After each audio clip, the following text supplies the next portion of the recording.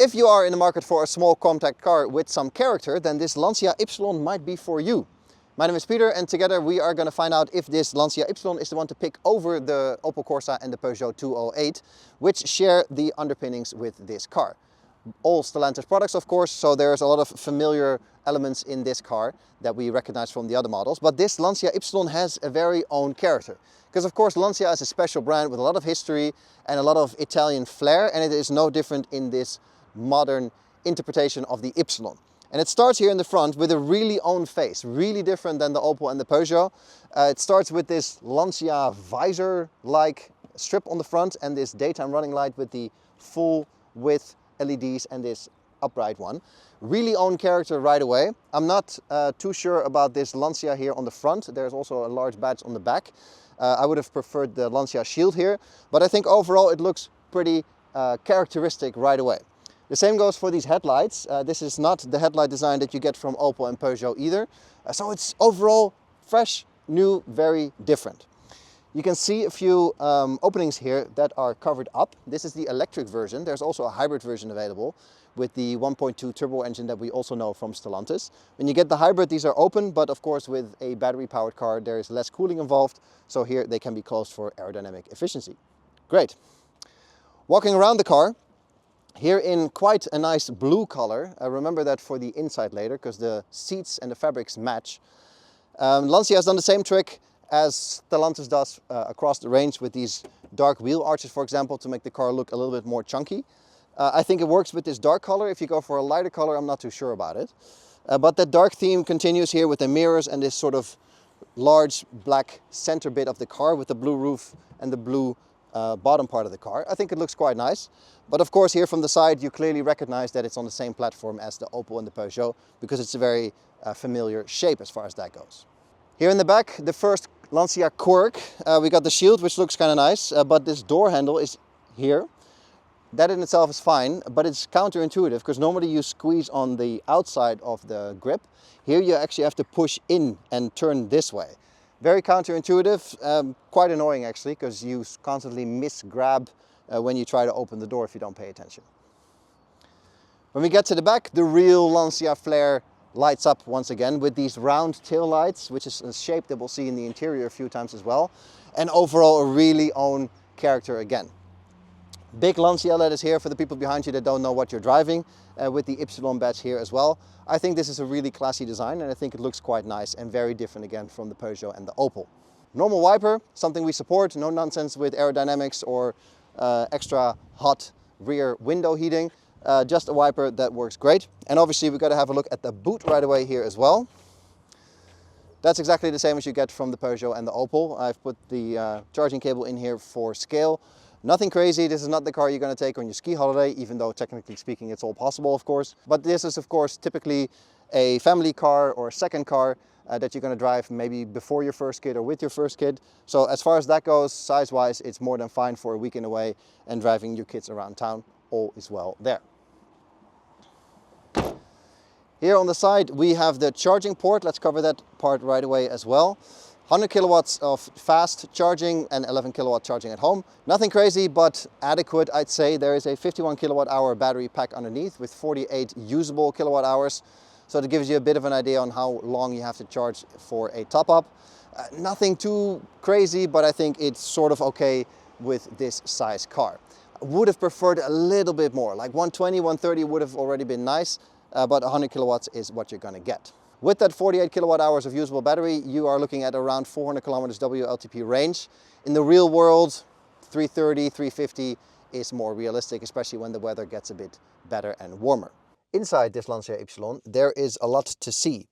Obviously, there is a lot of hardware in here that is comparable to other models from Stelantis. So the Klima unit, the screen, the steering wheel buttons, the screen in front of me, the window switches, all very familiar. But that is not an issue as far as I'm concerned. If you are a brand like Stelantis with a lot of cars under your umbrella, you have to build cars to scale, and that means you have to reuse some parts. As long as you use the parts that are actually functional and work well, I don't see any issues there. So for example, this Klima unit here is something that we are familiar with from the recent Jeep Avenger that we drove, or the Fiat E600 that we drove, all exactly the same, but it works great. It's a great system to deal with your Klima wishes, so why not reuse it? As far as I'm concerned, that is a good solution. There are a few question marks in this cabin that we'll get to. The first one is the piano black. I'm not a fan of the material to begin with. I don't think it belongs in cars at all. If you put it somewhere, fine, but then put it somewhere where you don't touch all the time. And here on the left, for example, around your window switches and your mirror switches is piano black, which is constantly smudgy, constantly dirty, because you have your fingers there all the time. It is baffling to me that companies sit down and think, yes, this is a great idea, and then implement it. I don't understand why that is done, and nobody comes up with this problem. So as far as that goes, not good. It's the same here on the middle tunnel. Too much piano black in spots where you constantly have your hands. It just doesn't work. It does work though that the buttons in this car are all real buttons, so there's no touchy swipey nonsense going on. It is all real pressable buttons, so that is great. Goes for the window switches, goes for the steering wheel, goes for the Klima, goes for the infotainment system. It is all real buttons, so that is fantastic. If you look at the steering wheel, we got your systems and your music and stuff on the right, and on the left button cluster is all your cruise control and so on. So that's great, works fine. The steering wheel is also nice and chunky, gives you a bit of a attack the road kind of feel, with some Lancia stripes here and the Lancia badge. Through the steering wheel, I got a nice and clear display with anything from your speed to your state of charge and so on, your current usage and all that good stuff. You can obviously play around with that as you see fit, your Navi, anything on there really that you want. In combination with the central screen, which is obviously also familiar from the Stelantis group. This works just fine. I wouldn't say it's the last word in speed or technology, but it is very functional with TomTom navigation. Your apps are here, your phone connection is here. Strange choice that your seat heating is also there and that there's no button for that, but okay. Overall, this works fine. There's a bunch of shortcut buttons here on the side. The most important one is this one, where you go straight to your ADAS systems, which is great. I got my lane keeping and speed warning buttons there because you have to turn those off every time you start the car. So that's great. A nice solution that this is here for only one button press. Underneath, we got some manual ventilation and that Klima unit that I mentioned before with a real volume button even. And then we get to the quirk of the show, which is this sort of shelf slash table here in the middle. First of all, there is your wireless charging. That in itself is not an issue, but then you have this sort of table situation here. Not really sure what that is for. I mean, you can obviously put stuff there, like so, no problems. But as soon as you go around the corner, this is going to fly off and somewhere else. So that is not something you want. And I also don't really understand why you would want to put stuff here that you don't want to put down here in this big bin. Because this makes more sense. There's some rubberized floor here. So that works pretty well. And apart from the wireless charging, this doesn't really add anything. Unless you're standing still, then it is of course possible to put a bottle or something there. But other than that, I can't really see any kind of use case. There's plenty of use cases for this big bin, of course, so that's quite nice. And then we have the Stelantis middle tunnel with the drive selector, with your B mode for some extra regen braking, and some drive mode options, Sport, Eco, and Normal. Start-stop button is here too, with some cup holders, all very exciting and covered in piano black, like I said, and you can see how smudgy it is. And not even eating anything or touching anything, like this is just hand grease that just makes this constantly dirty. Last but not least, a little elbow rest here with a small bin inside that's big enough for like a little bottle or something. So, you know, everything is fine there too.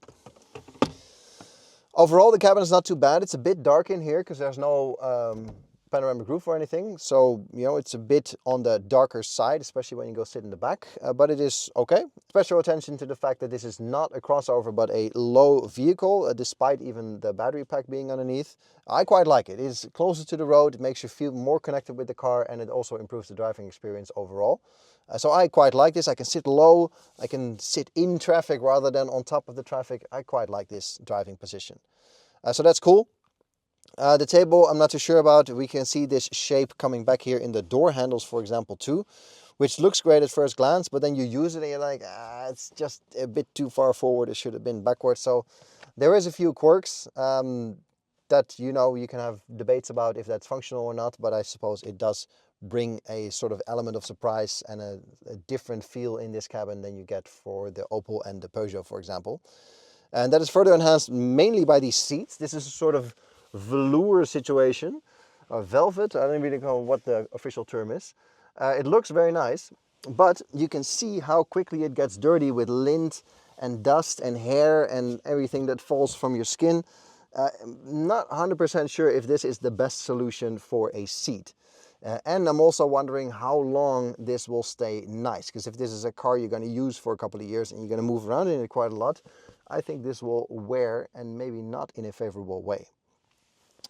Other than that, it's an okay cabin to be. Also for longer journeys, I'm quite comfortable here. I had to drive to the airport a few times this week from my home, which is about an hour-and-a-half drive. No issues whatsoever. It's a comfortable travel car, good sound installation, nice sound system as well. So overall, it's a place where you can spend some time if you can live with the quirks. All right, driving the LANCIA Ypsilon, currently getting into the city. It's obviously a very familiar technological backbone of this car. We know this from the other Stelantis products. So we have the 156 horsepower electric drivetrain in this version. If that is a bit too tame for you, there will also be an HF version with 240 horsepower, but that is obviously for a very specific audience.